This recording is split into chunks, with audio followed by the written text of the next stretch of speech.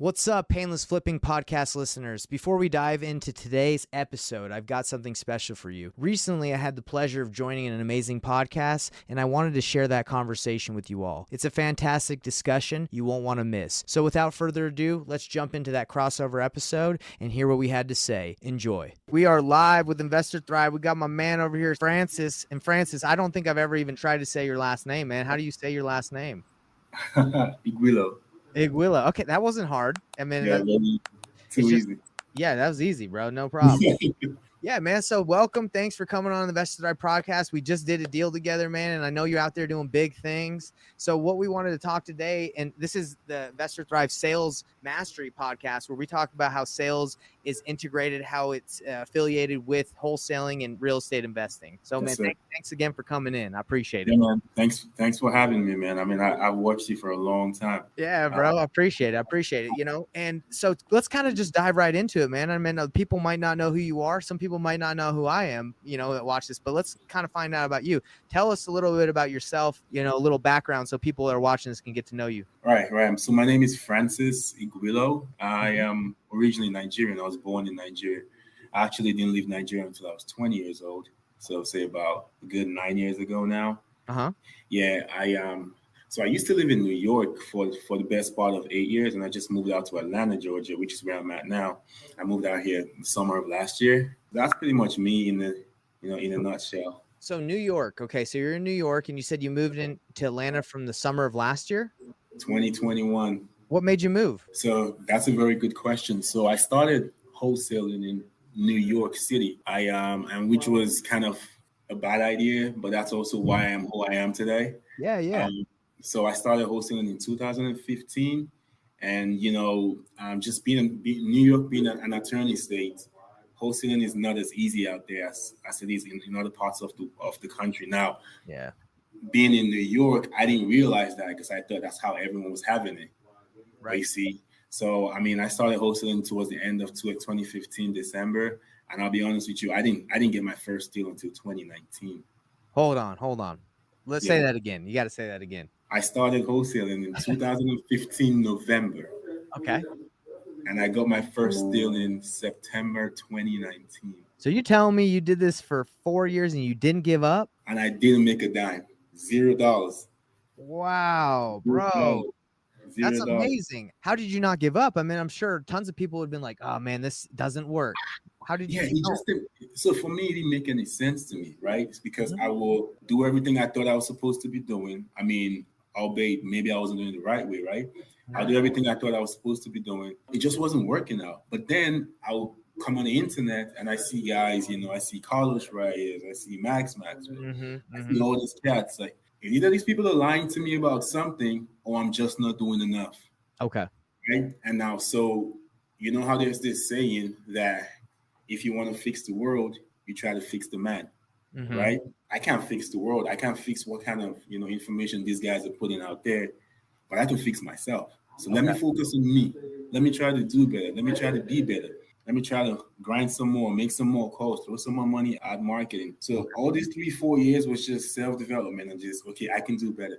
I can make better calls, I can make better offers, I can grind for longer, things like that. And so I didn't realize it had taken that long, but I'll tell you this much. It was a very, very painful journey for sure. It was. Dang. Yeah, man. I'm so proud of you for continuing to go through that. A lot of people, they don't get their first deal for a couple months and they give up, right? Yeah. So what had happened was, so the whole time, right, I couldn't work a regular job and do wholesaling because it just wasn't working for me. So I stopped working and I became a full-time Uber driver. And I would drive like 16, 18-hour shifts to be able to make enough money to send out mailers at the time, because that's what I was doing. Wow. I can call people's names here because, they were helpful to my journey. I hired Cody Sperber at the time as a mentor. I think that mentorship cost me about $8,000, $9,000. You know how many hours you got to drive as an Uber driver? How many hours you got to drive to save that much money? 4 years, bro. That's what I'm saying. And then I had to hire what's his name, Tan Merrill, as a mentor to teach me the business. And it was like a third mentorship really that I had to pay for. Yeah. I'm just trying to find my way, right? But the one missing piece that I didn't realize was the fact that I was in New York freaking city. That was the problem, Wow. right? Wow. So it took me sometime in 2019. I think it was February. I mean, I was just resilient. So I Mm-hmm. go to this event in, I think it was in Austin. It was in Texas somewhere. It was James Huck and what's his name? Josh Gaiman put it together. Okay. Josh Gaiman and James Huck put that event together. And I met this guy that was like, hey, you need to go virtual. You need to get out of New York City. Get out of there. That was what he told me. He's like, well, if you can't move, you need to get out of there. So start doing something virtual. Right. And then to me, it was just like this crazy idea. Like, I'm struggling in my backyard. You're trying to tell me to go someone else's backyard and go get deals. Right. But anyway, long story short, he puts me onto $5 Craigslist ads. Wow. The paid ones. Mm-hmm. He put me onto them and he told me, hey, here's my template. Just use the exact same thing and post, $5 like twice every week, just so you're on top. Okay. And I started doing that in August.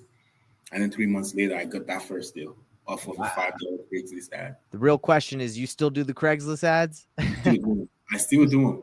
That's I still awesome, do them till today. I've never heard of someone doing that. I've been doing this a long time, and I never heard of someone marketing through the Craigslist ads. Wow. Yeah, $5. I mean, so what I do is I take like 20 different cities and I just spend $100. It's time consuming. Right. I told myself I'm going to spend $200 on Craigslist ads a month, and I just pick 20 cities and I just post in there. I mean, you never know. What kind of ads are they? Are they like, hey, I'll buy houses for cash ad? You have access to Craigslist really quick? Yeah, I have Craigslist. Yeah. So yeah, it's just pretty much it's like we buy houses, cash. It's a lot of ads like that on Craigslist. I've seen a lot of them. Yeah. Yeah, so it's pretty much those, but then it's in the paid section. So a lot of people don't have $5. That's funny. Yeah, bro. I've never thought about doing that. So I mean, I'm sure the return on your investment is huge on Craigslist because it's not that expensive. It's like 1,000x easy. Yeah, that's amazing. Okay, so when you say you do pay-per-click as well, though, right? So Yeah, you're not okay. You're not relying just solely on the Craigslist for. No, I just do Craigslist just because I mean, that was literally my desire, and I just feel like I will be ignorant to not do it anymore because I know it still works. Yeah, for sure.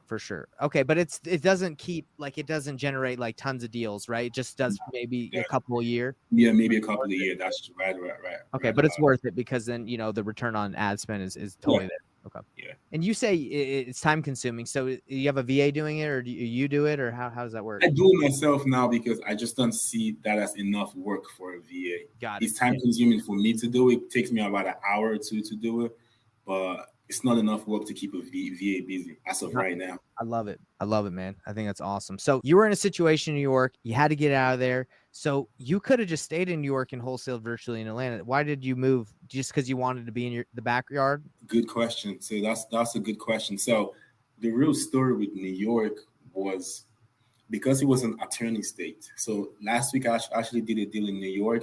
Oh, cool. And then the way New York works is the contracts we used to wholesale, ideally, like the whole 2-page contract things, you give that to a New York attorney, he's going to rip that thing in half. I know, man. I've done deals in New York too. They're just like, what? They're like, what is this thing? What is this?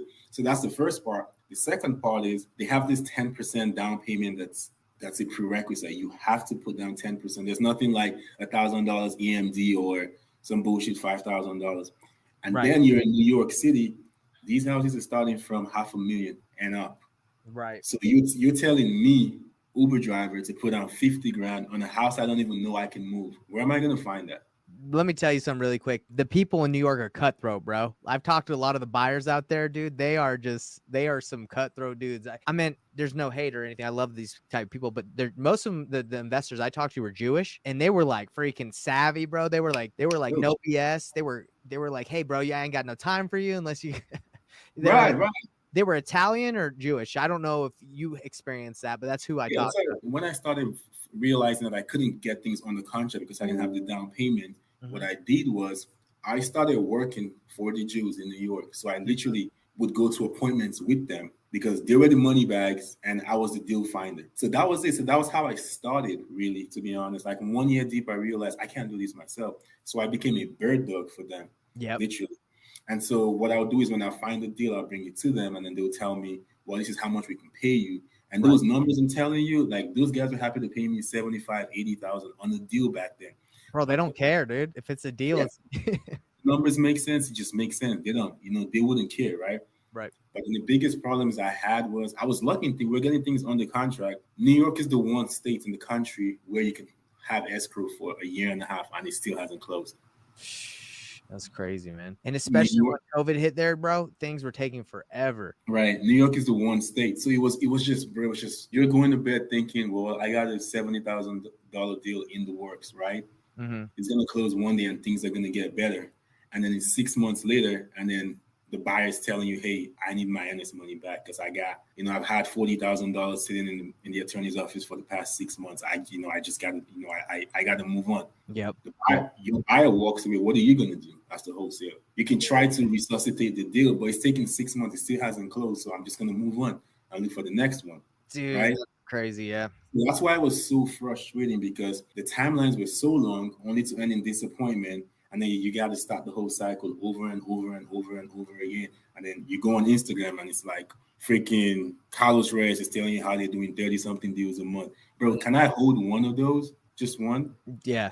Right? For real. That's exactly how I was feeling back then. So why I moved out, the first deal I did in 2019 from Craigslist ads was actually in Atlanta.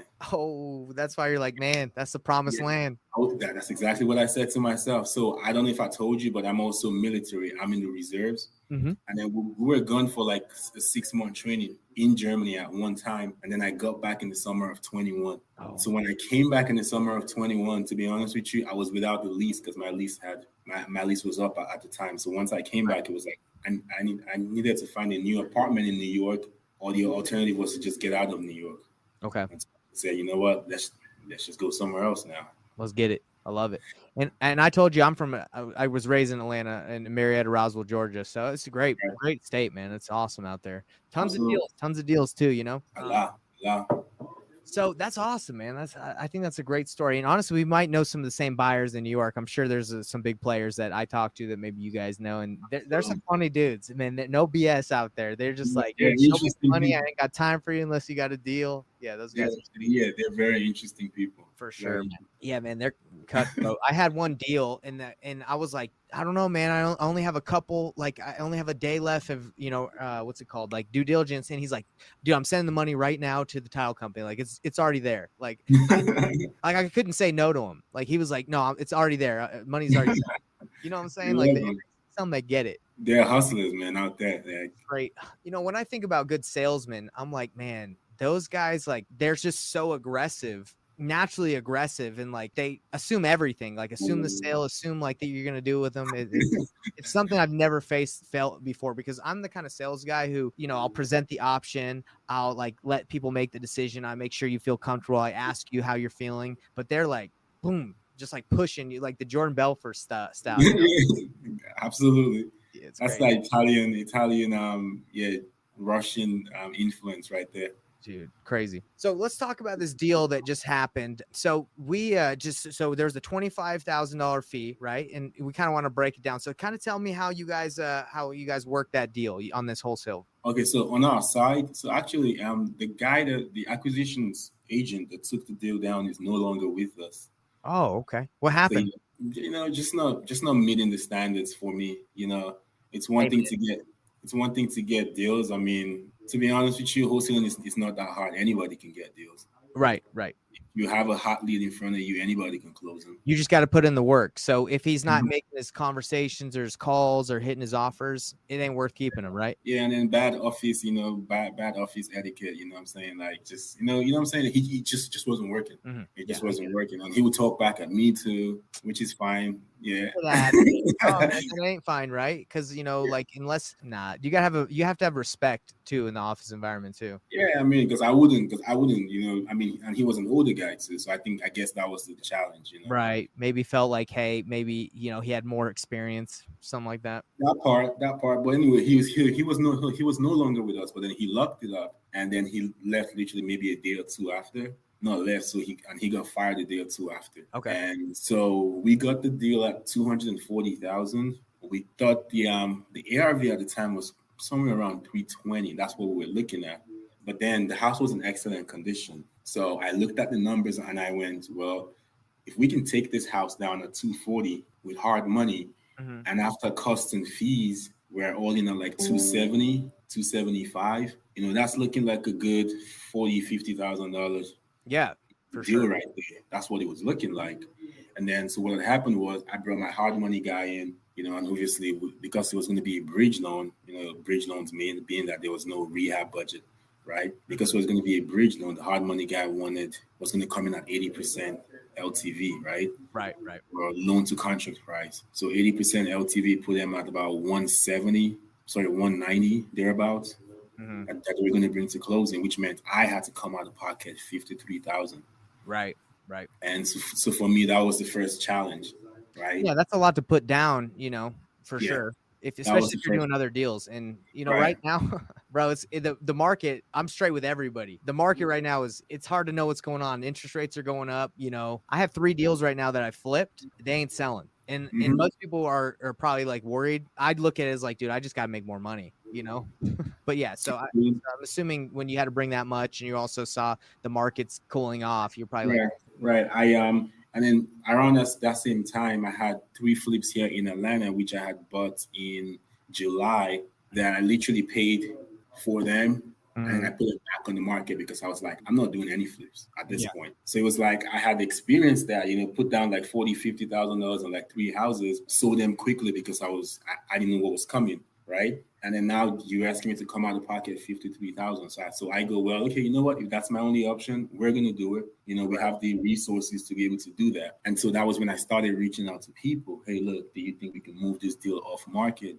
Maybe. Or do you think I can find, I think why I reached out to you was, do you think a private investor, like a private lender, right, is happy to be in second position? To fund because it for down. me, right, to fund the down payment, right? Because for me, the hard money guy has to stay in first position because he's coming in at 80%, right? So anyone that's coming in at 20% has to be in second position. But everybody, me and you knows, is not going to stay in second position. Of course. On any for the most part, everybody would like to be first. So that was when we started talking about the deal. And then you told me, hey, it looks like I may have somebody for this deal, right? Right. And I actually pitched the guy that I knew if he wanted to, first I was like, hey, do you want to do the down? Do you want to be in second position?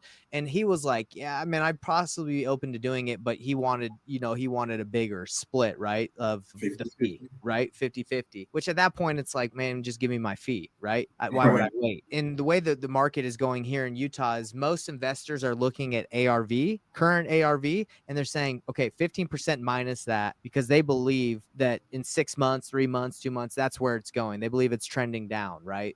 So that's kind of honestly what I think too is where it's going, like here, at least here in Utah. So when I told you, hey man, I don't know if you want to hold on to that, but I know somebody that will take that risk and bring that money. So that's how we work together. And this is what I tell people, Francis, and I would teach this to your team, and I'm sure you already teach it, but I do what's called reverse wholesaling, but I dubbed it as calling it like I call it painless wholesaling strategy, because sometimes being a wholesaler and doing it the traditional way of first finding the deal, then sending it out to find a buyer, that can be kind of painful sometimes. That's why I call it pain, because as we've done nationwide, you get a deal. You sometimes don't know if it's a deal. Like you'll run the numbers and you're like, dude, this makes sense on paper. Everything makes sense. And then you'll send it out and nobody will want it. And you'll be like, what the heck? This is a deal. I thought it was a deal.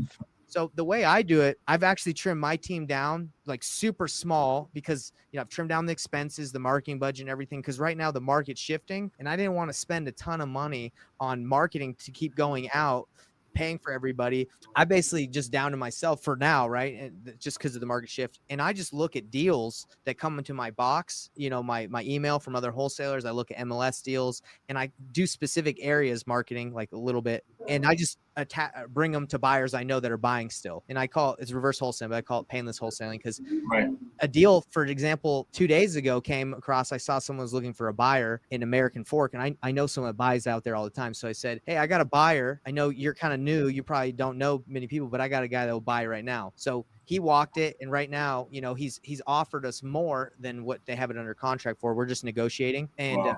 it cost me $0. It cost me a couple hours, and I think it's just way easier. I know you have Right. a team, and that's good. If you have the team and you like to, do more deals and all that stuff, that's cool. But for me, I just have to worry about me making 10, 20, 15K, 30K a month with little expenses, and I'm good now because I'm running Investor Thrive. I don't have to run like some giant operation because that's expensive. And that makes a ton of sense. I mean, isn't that how Jamil is making a fortune off of Keegley? Bro, that's all Jamil does, right? I think that's astro flipping. I think that's what they do. The difference with me and what they do is like I actually like get super tight with my guys. Like instead of blasting it out to an email list and like hoping someone will open it up, I just call my top guys and they have an answer for me either on the phone or in a couple hours, so I don't have to wait. Fair enough. And then that makes absolute sense because without you, I probably would have been $53,000 short of money. But then let's get to the juicy part, right, of the deal. Yeah. Of how, so you take the deal to your buyer. He wants to be, we're pitching it to him as a private lender, to fund the down payment.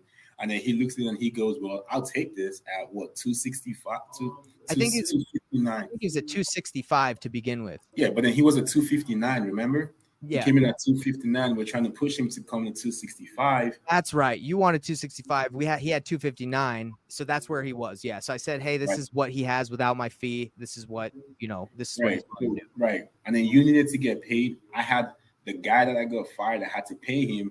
The acquisitions agent that picked up the file after he left, I had to pay him. Mm-hmm. You know what I'm saying? So it was like, well, I have to pay too many people, and then I got to get paid a little bit myself. Yeah, you got to make money too. And then you got to get paid. So it's like, well, 19,000 is not a lot of money for four of us to split amongst ourselves. So we tried to push him to give us more, but he ended up coming back and saying he was at 267. No, he actually came down. He was at 259. He said, hey, I've got to do 255. That's the best I can do. Right. So he came down to 255 after walking the property, right? Yep. Came up to 255. Okay, bet. And then you suggested something to me. And you said, well, here's what we can do, right? Why don't we see if we can get the seller down a little bit, right? Right. Because the interest rate, right? I was like, hey, look, everybody knows in Utah things aren't selling as fast as they were. Right. So what I did was I called my acquisitions guy. I was like, hey, call the seller. Tell her we got to be at 220. Tell her interest rate just jumped up 1%. Actually 1.5% over the past week or so. And we're having a hard time, sourcing the funds to get this deal done at 240. Right. So he calls her and then he anchors her at 220. Got to. And then they go back and forth for a little bit. And then she's like 225. All right, let's get it done. Bro, the anchor is money. And for people that don't know what the anchor is, when you have a seller on the phone, you don't go there and you tell them the target price that you want. You go lower than that. So when you negotiate and you actually come up, they feel like they won, right? Because if you say 230 and she says yes, then she might in the back of her head been like, man, maybe I could have gotten a better deal. Right. It's the right way to do it.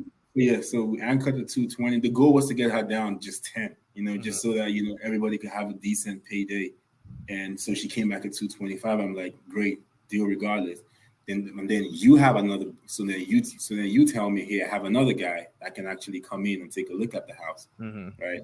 The second guy comes in, and I think his offer comes in at 265, right? Yeah. So that one was actually 260. He came in at the offer higher than the original offer. Right, gotcha. So he came in at 260, and then pretty much from the time this gentleman came in to the time he closed was probably like a week, right? Maybe. Yeah, he was quick. Yeah, he was quick. The title company was quick too. Yeah, remember you had that title company that you were working with, and we had to switch it to the one that I'm really cool with. Yeah, because they wanted the seller to sign the assignment fee. What's up with that, bro? That was stupid. Where in what country does that happen? and she's like, sorry, and we're like, see ya. Right, your loss. Yeah, exactly. So that was sweet. So we switched title companies quickly. My title company, shout out GT Title. They're awesome. They got it done quick. But yeah, man, that was a good deal. And this is the reason why we're talking about this, everyone, is it's not always just like you get the house and you sign it and it's over and it's easy. Like sometimes you got to jump through some hoops. That's just how it is. Yeah, it is a crazy business for sure. I mean, as a company right now, we're probably doing anywhere between 18 and 20 contracts a month. As a company, but then of the 18 to 20, maybe only about 9 or 10 will end up closing. That's usually how it is, right? It's about right? 10. It's about And 50%. then it's like the other half. You're dealing with angry sellers. Like, why are you not buying my house? Why are you backing out? Mm-hmm. Or some of them, it's just you get to the closing table and the seller's disappeared. You know what I'm saying? Like, it's always something. Yeah. Like, we're sitting here talking about this one deal that went through, but I'm sure between me and you, there's probably 8 to 10 transactions that have gone south just this week alone by itself. You know what I'm saying? It's So crazy, bro. That's yeah, just literally title companies, all the issues that happen. I'm at sellers. But yeah, one thing that has helped me as an acquisition guy, and I'm sure it'll help you, is, if you can have this is kind of the iffy part if you have a team. Like, if you can have your acquisitions guys get tight with specific people in areas so they can just ask them what they'll pay, that gives them a really good idea of like what they need to get the house under contract. The only downside is if you have a team, then they can develop that relationship and just take off on you, right? That's kind of the downside. But if they don't know how to do the marketing, produce leads, then it's not a big deal. But that's why I was able to do so many deals when I was doing the majority of my acquisition work back in the days. I knew, like, I could just ask someone I was tight with, and they would just tell me what they'd pay, and I would get under contract. And if I felt like I could get more, I would still blast it out, but I would use a buyer to gauge the price, because especially with nationwide, it's kind of hard to know where to pay, even if you know how to run comps. Yeah, it's impossible. I mean, we were just nationwide, right? Yeah, we're just nationwide, like getting leads in the middle of nowhere. Terrible idea, by the way. For everybody. And I scaled it back. I met with this guy that's actually figured out, some kind of I want to call it the secret sauce. And then he gave me a list that he uses that actually. So this guy is doing I think he's doing about $1.5 million a month nationwide. Who is it? Forrest. Blackburn. Yeah. So he does Tarek El Moussa stuff, right? Yeah. So I know he used to work with this guy that had a TV show. Tarek, right? Yeah.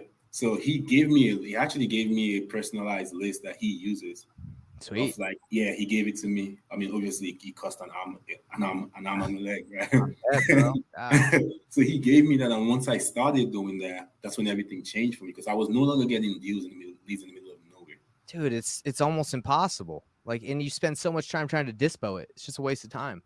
I know. And then at that time when we're doing everything was going on the market, everything was innovation. Everything we had to get power returns on almost every single house. I was like, this is stressful. Mm-hmm. This is not the business I signed up for. For sure.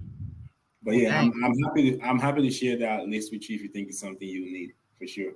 With me? Yeah, of course. Oh, brother, yeah. Like, send me that list. I'd love to take a look at it, man. And honestly, I'd love to work with you more, whether you have deals here or if I have deals that you can help me with. So let's kind of, for the viewers that are out here that want to reach out to you and work with you, what can you help out the Investor Thrive Nation, anybody out with it?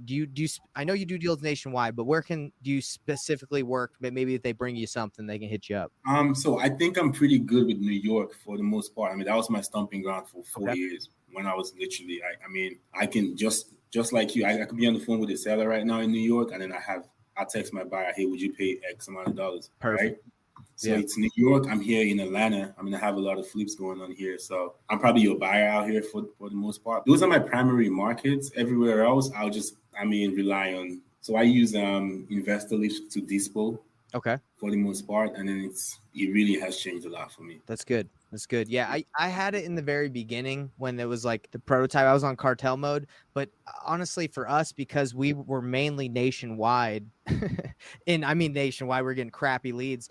I got it, and I thought it was gonna help us dispo bad areas, right? But it doesn't. It doesn't really help out. If it's a bad area, it's not moving. So I had it for a long time, and I literally called John.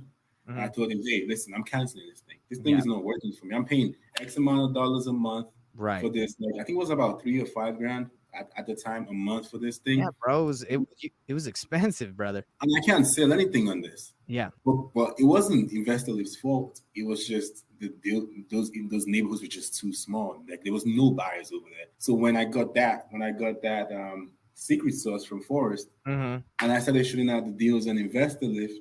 Bro, we've assigned about 210,000 just this month on Investor Lift. Literally, that's amazing. That's amazing. I can show you my dashboard right now. That's amazing, bro. Right? That's freaking sick. So that's what changed it for you, is forget all the little trashy areas, the whole nationwide, specifically target good markets, and then you use InvestorLift to help you dispo. Right? Literally, that's it. If I hadn't met Forrest, and he gave me that list he gave me, and I didn't have InvestorLift, I'll probably just be crying somewhere right now. Yeah. So let me kind of tell you about my experience. So Nick Perry came on a podcast with Real Estate Disruptors, and he was talking about nationwide wholesaling. So I was like, that is the key, because I'm in Utah, kind of similar to New York. Obviously, it's a lot harder, but ours is, it's pretty difficult to get a deal, right? So I saw Nick Perry's podcast, and he was talking about nationwide, and I was like, dude, I need to reach out to that guy. He's doing it right. We reached out to him. This is before he coached, and he basically showed us his Google campaign, how to target nationwide, and he was doing well, at the time. I don't know what he's doing now, but I just literally copied his campaign, did the whole thing, started getting leads everywhere, and I was brand new to this, so I thought I was getting tons of deals, because every seller wanted to sell in these random areas. So I got like 40 contracts, had to cancel them all. So yeah, it's crazy. So yeah. I got InvestorLift because they said that would help me. Yeah. Help. And then, I was just like, forget this, dude. But it sounds like you cracked the code. You need specific areas, and then you can use InvestorLift to help you dispo in those good areas. No, I'm saying, I promise you that's also, I don't know if you noticed this, but yeah, I'm in Nick's group, right? Yeah. So I know exactly what he does, right? I mean, I was in his office, just a while back, and then they're doing some pretty good numbers up there, right? Are they still doing the whole nationwide thing? No, but he doesn't do it. I mean, he would tell you that he's doing it, but then you'd have to be. I mean, which is what I would say too. I'm nationwide, but it would take us to be close enough for me to share with you exactly how we're going nationwide. Okay, gotcha. But it's no longer like, I know, because I ran so many. I spent thousands and thousands. Nah, you're gonna end up wasting your money. Yeah, you're gonna end up wasting your money. And by the way, Sean Terry, he kind of still runs it that way, bro. Like, I was in Sean Terry's mastermind. I think it's great. I just didn't renew. I joined another one, but he runs it as the whole state, and that only works if you have tons and tons of marketing money. Number one, and then with Sean Terry, for instance, because I've been seeing him hanging around with Corey Gary, so there is a good chance 90% of his deals are innovation, so they're going on the market. There is a good chance. If you can train your sales team to prep every single seller that they're talking to for innovation, I think that's a business model by itself. Yeah. So you're going into the deal expecting to list that house on the market. It's not a good if you're a wholesaler and that's your strategy, it's not going to work, because you need cash buyers in those areas that want to buy them and flip them, and there's not a flip market in a lot of these random places. That is true. For the innovation, you're right. That makes sense. Right, you know what I'm saying? So yeah, for the innovation, because you can put it on the market and people can come in with like conventional loans and stuff like that. So it sounds like you've done a couple innovations then, huh? Oh yeah, a bunch of them. A lot of them. Man. I've never done one. I just never really pitched it, but it sounds like, from what you're saying, just have to tell why it's beneficial. Okay, so so it's never ever been, hey, this is an innovation deal, right? It's never ever been that. It's always been, hey, we think we can wholesale this thing. And, it's 14, 20 days into the contract. I was like, when are we closing? And I'm like, can't disappoint this lady. Yeah. You know what I'm saying? We can't just leave them hanging. We can cancel the contract right now. Because for some reason, deliberately, our contract has an inspection period until the closing day. Got it. I know it's not fair, but hey, I got to protect myself some way, right? Mine's the same way. Right. So it's like day 20. We don't have a deal. We've tried to sell it to everybody. Nobody wants it, right? So we'll always end up calling the seller and saying, hey, Mr. Seller, here's something we can do here, right? The easier option for us today is to just tell you, hey, you know what? The property doesn't look anything like we expected. It's, our local partners do not think it's a good deal for them to work with us at that price. So the easiest option for us today is to just walk away from this deal. But we don't want to do that to you. Here's what we can do for you. We can take this property, put it on the market for you. Obviously, it's going to need some repairs, right? We don't know what those repairs are going to be. We don't know what the buyer wants. We don't know what the buyer wants the end product to look like. So what we're going to do is put it on the market, have the buyers give us the feedback on what they want fixed up, and then we can fix it up at that point or give them credits towards it. Because the way I'm going to want my kitchen is not the same way the next guy's going to want his kitchen. So what's the point of doing it my way wanting to put it on the market and then nobody wants it. Yeah. So we kind of pitch them to put it on the market for them and then wait for the buyers to give us feedback towards fixing it up. So that's how we always get them to be like, okay, cool, yeah, throw it on the market. Do you usually need to ask for a longer closing period? Do you need to say, hey, I'm going to send you addendum, so this might take a couple, like maybe 30 more days, or how does that work? So we send them an addendum, and then for the closing date, we just put to be determined. Oh, okay, got it. That's better. Just put it to be determined, but then we let them know, hey, it's going to be at least another 30 to 45 days at the bare minimum. Got it. So, if it's a seller that's not pressed, they're fine with it. And something I've also done over time has always been, hey, I can give you a cash advance of like $3,000, $4,000, $5,000 up front. That's good. That probably always to do it too. Just get some money up front, whatever you got to take care of that's pressing to you right now. And then sometimes I'll see if there's a mortgage on the house, I'll take over the payments until this house sells. So just whatever makes it easier for them, so that when they see you're making 20, 25, 30,000 at the end of when it's time to sell, they don't care. Do you usually prep them for that too? Or is it just, you don't really talk about it until the end when there's a fee? Oh no, we let them know that. We let them know that. I mean, so we tell them, hey, our guarantee to you is you're going to get, so I actually closed one today, right? And that one, we agreed to 112,500. Okay. We put it on the market at 170, but we didn't sell. We were only able to sell at 135. Okay. But then the whole time, the seller saw it on the market at 170. They knew it was on the market for 170, and they knew we were only getting 112. But we also told them, hey, we're going to put some work into this house. We don't have a dollar figure just yet. Obviously, we're not a nonprofit, so we got to make some money. Yeah. Did you have to put work into that one? Cleaning cost about $3,000 between just hauling stuff out, clean the carpets, It wasn't little bits of work, but, it was definitely not $40,000 worth of work. So you said 135 is what you sold it for? Yeah. And then you have the buyer's commission, I'm assuming 3%? Yes, it was 6% for the agents. Really? 6%? Oh, did you not use a flat fee listing service? You used No, we didn't. We didn't use a flat fee listing because the house was dirty on the inside. I needed somebody to manage, the cleaning out and stuff like that. So what we ended up doing was we had to drop the seller from 112.5 to 105.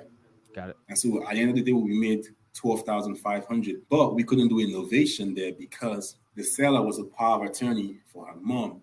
So we were a power of attorney over a power of attorney. It doesn't work, right? Right. So what we had to do was we had to prepare an invoice. At close? An invoice. I sent it over to the title company. Hey, this company is owed X amount of dollars for 75 hours worth of work. And so that's how they paid us, was off of an invoice. I like that. And do you usually file, when you do novations, do you file, what's it called? A memorandum? Do you do that too?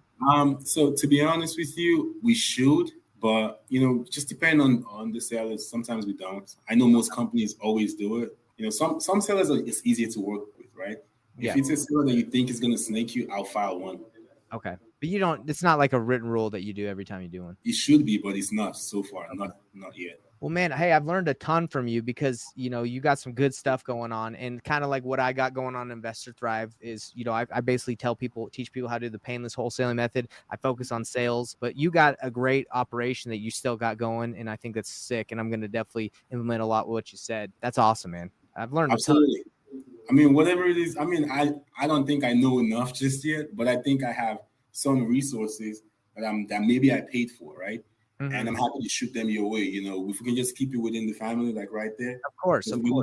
We don't want it to be public information. You know what I'm saying? Yeah, man. And I got resources too. That if you ever need anything, hit me up. And if anyone's watching this, this is what it's all about. It's all about the brotherhood. It's about helping each other grow. That's why I do this podcast. That's why I do Investor Dive. I obviously want to give back. We've received a lot from other mentors, other people who have made content. So, we're in the trenches, we're doing it. And that's why I do this, is because, we're doing it, right? I'm not just saying you're just acting or thinking about it, right? Like, this is good info you're giving now. This is awesome, Yes, so I appreciate that. Absolutely. And then if anyone listening to this wants to reach out about anything, listen, I'm more than happy to. Like I said, it took me 4 years to get a deal. If you're struggling to get a deal, if you're looking for the one person you want to talk to, it's me. Dude, without a doubt. What's the best way they can reach you, Brandon? I'm gonna put it down here at the bottom. Okay, so I got Instagram. Give them your Instagram. Let's send them to your Instagram. What is it?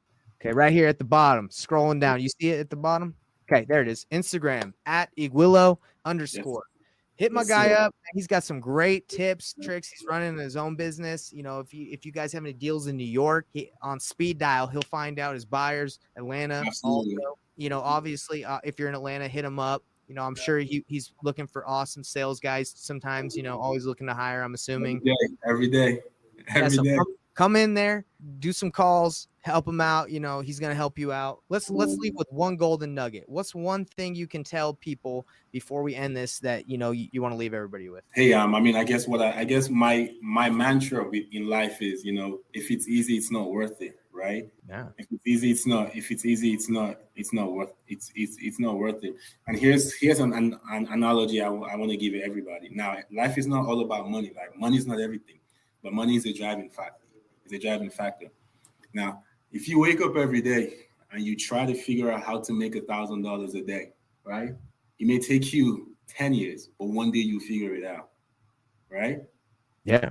If you wake up every day and you try to figure out how to make $10,000 a day, it may take you 10 years, but one day you figure it out. What I'm trying to say is pick your heart, because it's going to be hard regardless, whether you're going for $100 a day or $10,000 a day. I mean, you might as well go high, right? Might as well just go for it. And then it's just not with money. It's also with like personal development and, personal growth. And if you're trying to work on your brand or trying to get in shape, it's not going to be easy. You know what I'm saying? So that's just, we're just going to try to get better every single day. Yeah, man, that's what I really respect about having this conversation with you. I didn't really know all the stuff you went through, but you went for 4 years doing this, and it wasn't easy, right? And I don't think I ever tell anyone to come in here and that it's easy, right? It requires effort, requires practice and action. But once you do figure it out, like, you have a skill set that a lot of people don't know. A lot of people don't know how to talk to a seller, get it under contract, sign it, flip it, novation it. That's an awesome skill set to have. It's amazing. I'm grateful for the opportunity, brother. It's just crazy. I appreciate the opportunity, though, Nathan. Thank you very much. I've watched you grow from. I think sometime about this time last year was when you started your YouTube channel, right? Bro, that's when I started last year. And when I started too, I was like, dude, I don't know what this is going to amount to, but I'm just going to stay consistent with it. Right. And it's grown over time. Let me tell you this really cool thing. So someone just reached out to me to run an ad on my YouTube channel. Someone's like, hey, can you run an ad? And I just did a video and I shouted them out. So they were like, I'll pay you $500. And I was like, so I've been reading the book, Never Split the Difference. You read it, right? I'm sure most people have. So they said, hey, can you do 500? And in the book, he talks about how to negotiate with people the right way. You basically kind of let them down or say no in a nicer way. So when they said 500, I said, I'm like, I can do more than that. I was like, and this is what the book says. I said, that's a really generous offer, but I'm sorry, that won't work for me. And that's all I said. Because that's what the book says. So just let them down, say it's generous, but no. So then the lady said, what can you do it for? And I was like, I didn't give my price. You don't ever want to give your price first. So I said, I don't know. What's the best you can do? So then she said, 750. And I said, no, actually, I think I need it. For me to do it, I'd have to be a little bit more. Can you? And then I named my price. I said, can you do 1,000? And she said, okay, let's do it. So I use the same skill sets that we use in this business to negotiate with sellers, to negotiate an ad. Dude, it took me like 20 minutes, 10 minutes to make that video. I made it. I put it out and they sent me $1,000 check. Like, I mean, look, if this never goes anywhere, I made $1,000 off of an ad. Like, that's cool. Hell yeah. That's the whole essence of that. It doesn't get any more passive than that, to be honest. Bro, it's awesome. Now that YouTube channel's monetized, I'm making some money off of it. It's not crazy, but this is where it starts, right? You just go for it and you just do it consistently. Just think about where you will be in another, 365 days, 12 months from now. You've seen how much growth you've had over the past 12 months. Just think about how much further you could be another 12 months from now. Bro, in 3 years, me and you probably won't even be wholesaling, bro. We're gonna be doing big buildings in New York and building out development. Amen. Amen to that. Someone be like, hey, you know about wholesaling? Like, yeah, I used to do that, bro. It's definitely a very good hustle. Yeah, it's definitely a very good hustle. But unless you're Sean Terry, I don't know how he wakes up every morning and still does it after all these many years. Bro, I think my man just loves it, and I think it's cool. I think it's a good strategy, but I think most people get into wholesaling because they want to get into apartments, passive income. They want to build the dream life. If you wake up every morning and you're just running a wholesaling company, like, nobody really gets into this to run a wholesaling business. They get into it for the passive income. Right. And to get out of it. Yeah. If you can build out a pretty solid organization, then you can actually remove yourself from it and just go do something else. Exactly. And I think a lot of people get into wholesaling too is because the business is set up to find deals, right? So if you can own a wholesaling business and you can cherry pick the good ones and keep them, that's why I originally got into wholesaling, because I was like, hey, I'd like to have the pick of the litter, right? Pick the good, flip the good stuff. So that's why we do what we do, man. But it takes time, effort, and you just go for it. Absolutely, man. All right. Well, we'll have to bring you back, man. We'll have to bring you back in a year or 6 months and just be like, all right, where you at now? We got to just check in on each other. Let's do it for sure. Okay. Well, hey, we're good. We're going to end right here. But yeah, man, send me that list, text it to me, email it to me, whatever. And let's keep in touch. Let's help each other out. And everybody, again, hit up Francis on Instagram and, let's grow together. All right. Absolutely. Appreciate you for having me, Nathan. Good looks. All right. Later, brother. All right, Nathan. You have a good weekend. Yeah, you too, man. Bye. All right. Bye-bye.